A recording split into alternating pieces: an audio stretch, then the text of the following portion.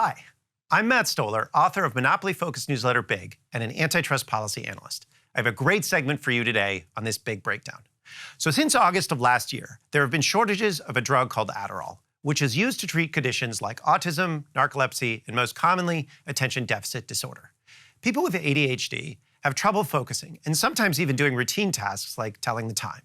Adderall addresses this problem and has improved the lives of millions of people with this disorder. So here's Matt Ford, a journalist for The New Republic, discussing his use of Adderall and the shortage. I've been taking this for 20 years, no stranger to the stigma, even for people who legitimately need it. Still incredible that Congress and the Biden administration don't seem to care enough to even pretend they're doing something about it. Here's a follow-on tweet. I've spent all day calling every pharmacy near me in DC. They're all out. No idea when it'll be back in stock. No idea where I can find a place that might be able to help. I run out later this week. Without going into specifics, my quality of life is about to get a lot worse. Now, like a lot of drugs, Adderall has properties that are addictive if misused, and people do abuse it. In that sense, it's a lot like fentanyl, morphine, Oxycontin, which are prescription drugs that have very similar properties to heroin and are often used to treat cancer pain, but can also be abused. People buy them from pharmacies and resell them. This class of drugs, medicine, they're called scheduled drugs because the DEA, the Drug Enforcement Agency, places them on a schedule and has special regulatory limits to prevent resale and essentially drug dealing.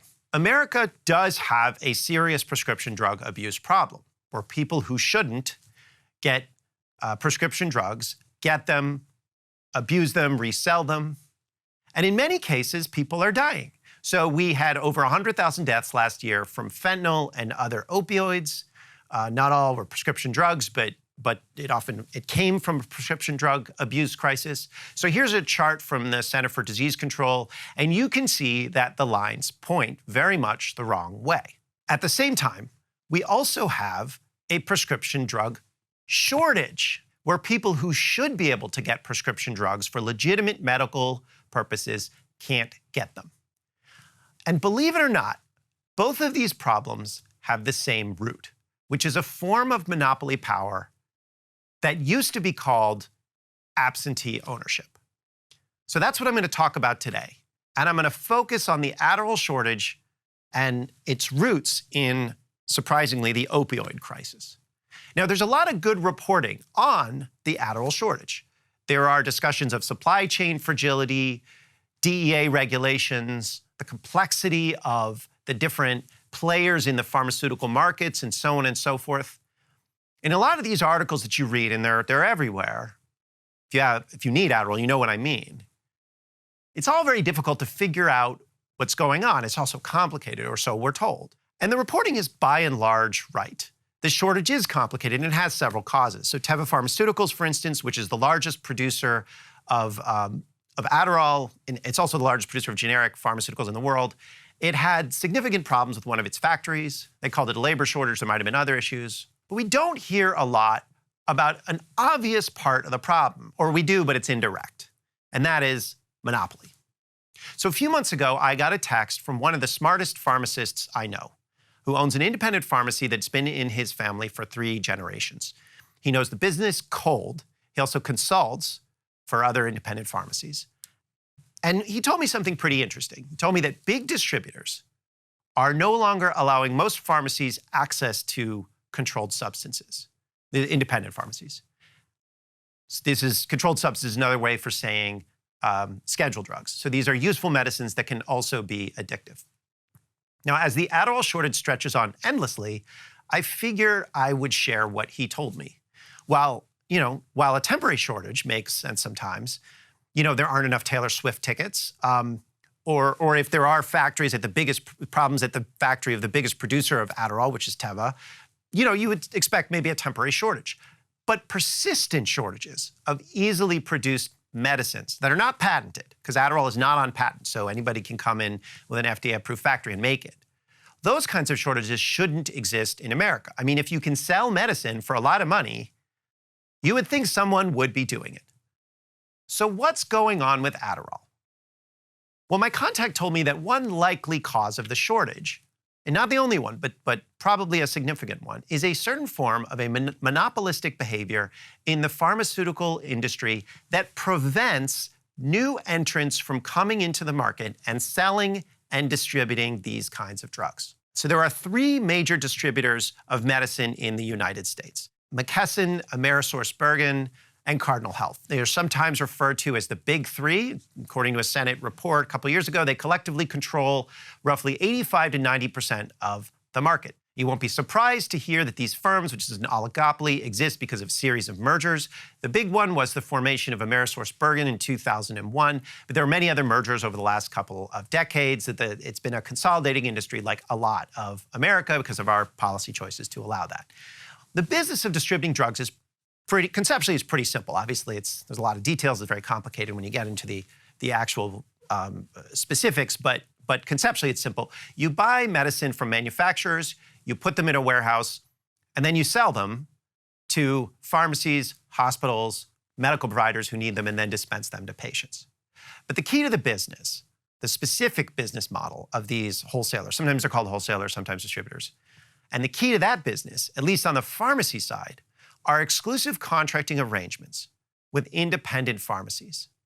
And these are contracts which are almost always secret. So if you're a pharmacist and you want to buy from a distributor, you basically have to take a contract from a distributor or an affiliate of that distributor to get 90% of your generic pharmaceuticals from that one distributor. So my contact has a contract with Cardinal where he has to buy 90% of his pharmaceuticals from Cardinal.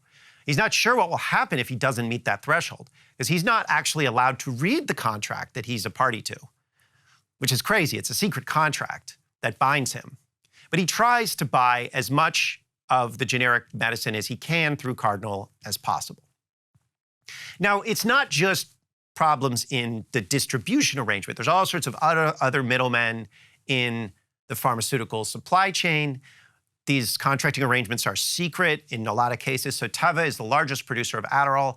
It probably has contracts with the different wholesalers that create an exclusive arrangement as well. So Cardinal will say maybe Teva's products are its preferred version of Adderall in return for rebates or something like that. We don't know because the contracts are private.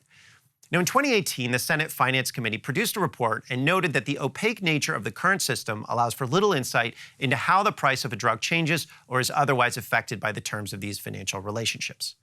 Now, Teva is also a giant, and I'm going to get into why Teva matters, but it had 7 multi-billion-dollar acquisitions in the last 20 years alone, including a $40 billion acquisition of Mylan in 2016. It is now the largest generic pharmaceutical producer in the world. So these are giant companies, right? The wholesalers have hundreds of billions of dollars of revenue apiece. Teva is massive. Okay, and that brings me to the first part of the problem, which is the opioid crisis. There were many causes of mass drug addiction in America over the last 20 years, but Teva, McKesson, Cardinal, and AmerisourceBergen were knee-deep in the problem. They were breaking the law to dispense pills, to make and dispense pills illegally, and then they get caught and they kept doing it again. So let's just take Cardinal, right? Because that's the one that I'm going to focus on. The other two have similar records. So in 2008, it pays a $34 million penalty related to claims of opioid diversion from 7 of its warehouses around the United States. In 2012, it was caught again, this time for shipping 12 million opioid pills to just 4 pharmacies in Florida. In 2016, it paid $44 million for failing to report suspicious orders in Maryland and a bunch of other states. In 2017, same thing, $20 million payment to West Virginia for not reporting suspicious transactions and orders of opioid pills. The other distributors, the same thing. In 2007, in fact, this is my favorite quote, the DEA said that the continued registration of AmerisourceBergen constitutes an imminent danger to public health and safety. Okay, so the 3 main distributors, right, the big ones that distribute to everyone that you have to use are all illicit drug dealers, right? And you can't go to, I mean, there are some smaller ones, but you basically can't get everything you need from them, right? So that's the situation. Now, in 2021, there was a national settlement because opioid crisis became, such a big political issue, and we said, we're going to put a stop to this. And the distributors, lots of players in the industry had to pay, the distributors were included in that. So the distributors had to pay $21 billion over 18 years to resolve all state litigation, including opioids, and Teva paid $4.5 billion over 13 years. I've read one of the key complaints against these firms from Washington State Attorney General Bob Ferguson. And what is interesting about it is that the allegations are not that these guys were like intentionally trying to addict people to opioids. It's just that they were neglectful. It wasn't that these guys, wanted to addict America. They just didn't have the ability, or really, they didn't try to stop doing so. They didn't really want to do any work, right? If some pharmacy was buying 10 million pills, they just didn't care enough to stop them. And that's where the story of Adderall shortages begins. You see, the opioid settlement for the state attorney generals was mostly about money. The state AGs wanted to get money from the distributors and spend it on treatment and on dealing with the crisis that they're now confronting. This makes sense, right? The first of a prescription drug addiction, and then when people couldn't get prescription drugs, then they went to the street, they bought heroin, they bought illegal fentanyl. Like, it's not a prescription drug crisis as much anymore. It's now just an addiction crisis. But all these states have to deal with it, so they need money. And they were going to, well, you guys caused it, so we're going to get money from you. And they did get money from them. But they weren't thinking about the cause of the crisis, the institutional cause of the crisis in these firms, or the consequence of retaining a monopolized wholesaling market. They weren't thinking, oh, we have 3 companies that are big drug dealers. Maybe we should have a market where not every big institution that deals medicine is an illicit drug dealer. They just said, well, that's how it is. We have a monopolized market, so let's figure out what we can do with it. And so aside from money, they put some rules in there. And those rules were rules that the distributors, these big distributors, had to follow. And they were very strict, these rules, in trying to block what controlled substances wholesalers could sell. Now, here's the main document. It's really boring, but I read it for you. And it has a section on how wholesalers must now be more careful in selling opioids and controlled substances in general to pharmacies. And this seems to make sense. It sets out a number of what it calls red flags for potential customers. Like if you're selling to a pharmacy and that pharmacy has been sanctioned by the authorities, or you have to see whether that pharmacy is up to date on licensing requirements, or if that pharmacy has a lot of cash buyers, or if that pharmacy is responsive to requests for information, stuff that you would think is pretty serious, right? Like if you have been sanctioned by your state board, maybe you are, maybe there are issues. If you refuse to give information, or you take a lot of cash, these are signs, these are red flags. But also red flags included things like the amount of controlled substances you prescribe has grown, or if the ratio of controlled substances versus normal medicine has increased above an average amount for pharmacies in your area. And that too seems reasonable on first glance. But it is in fact the cause of the Adderall shortage, as I'll get to in a moment. So what happens if there's a red flag? Well, the distributor is supposed to do some due diligence to make sure the pharmacy isn't what's called a pill mill, which is an entity that just sells lots of controlled substances for resale. And if they find out that it is a pill mill, right, is buying lots of opioids or whatever, Vicodin, and then selling it to people who then resell it, you cut them off. You blackball them. You blackball them. You don't let them buy any more controlled substances. But if the pharmacist is trying to get people medicine in good faith, and they've just had an increase in, say, cancer patients, then you let them keep getting the medicine that they need to prescribe to patients. But of course, wholesalers didn't want to do work during the opioid crisis to stop selling millions of pills.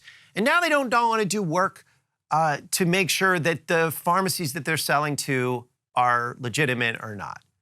And they really don't have relationships with the pharmacy they sell to. They're just too big. They communicate with them via algorithm, essentially. So instead of due diligence, they arbitrarily cut off pharmacies who increase the amount any controlled substance they prescribe. So according to the New York Times, I said algorithm, and this is where I got it from. The distributors use algorithms that cap the quantities of controlled substances a pharmacy can sell in a month. Before the settlement, pharmacists said they could explain to a distributor the reason for a surge in demand and still receive the medication past their limits. Now the caps appear to be more rigid. Drugs are cut off with no advance notice or rapid recourse. So the net effect of this is that if a pharmacy fills too many, say, Adderall prescriptions or prescriptions for cancer pain, they're cut off and can no longer buy any controlled substances, from Ambien to Sudafed to fentanyl to Percocet to Ritalin. And that is actually a big financial hit. So if you're a pharmacy, every time a new patient comes to you with a legitimate prescription for painkiller or for ADHD medication, you have to weigh whether it's worth getting your entire business cut off to fill it. Not all of it, but all of your controlled substances, which is, 10, 20% of your revenue. So I come in, I say, I need a Ritalin prescription or I need an Adderall prescription, and the pharmacist says, I can fill it. I know this guy needs it. I know it's legit. I know that doctor. He's a good doctor. I know this patient, but I might have 15 to 20% of my revenue cut off if I fill it. That's the choice that these pharmacists face.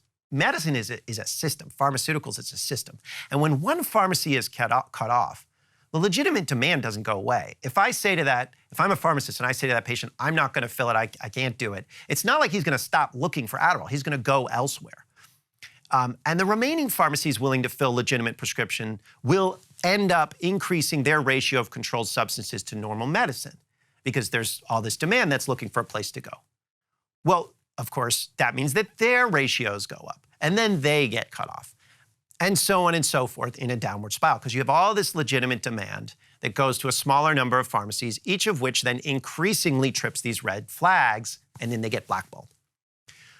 So what eventually has happened, and what's happened now, is that a lot of pharmacists have concluded that it's just not worth it to prescribe any controlled substance unless a patient buys a lot of other normal medicines as well, so that your ratio of controlled substance to normal medicines doesn't get out of whack. So over time, it's become impossible to get a prescription filled for Adderall, especially if that's basically the only medication that you take. Now, there are other problems that make the situation worse. The DEA, the CMS, the Centers for Medicare and Medicaid Services, state licensing boards have rules that are public that make it harder and harder to prescribe controlled substances. The DEA, they're embarrassed for their own failures during the opioid crisis, and so they also flipped the wrong way. So now they're too tough on prescribing legitimate medicine. But the real problem here is the wholesalers, because while they have rules, those rules are totally secret. A pharmacist can't call up and find out whether they're violating them. If a patient comes to me and says, I need Adderall, I can't call up Cardinal and say, hey, have I tripped the cap? They won't say, right? At least the public rules from the government agencies are public. Now, this is what happened to my contact. He was seeing more and more Adderall patients because pharmacies near him stopped serving those patients. And it was legitimate demand. So he and his dad, been in the community for their whole lives. They talked about it and they decided it was important to help people who needed this medication, even if there might be a risk. Then, of course, as they prescribed more and more of this, the pharmacy got cut off from all controlled substances by Cardinal. And this wasn't actually because of this wasn't when he prescribed another Adderall patient.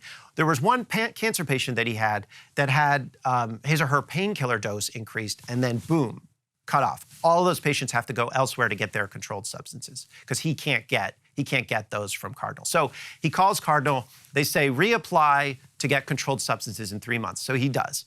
3 months later, Cardinal says, sorry, no dice. We're not going to reinstate your pharmacy and allow you to buy controlled substances, even though you gave us all of the information you needed and you look legitimate. And he's like, well, why? As it turns out, they say, well, you got blackballed by Teva Pharmaceuticals as well, which is the manufacturer of many of these medicines and also party to the settlement and also too big to manage. Contact Teva, they said.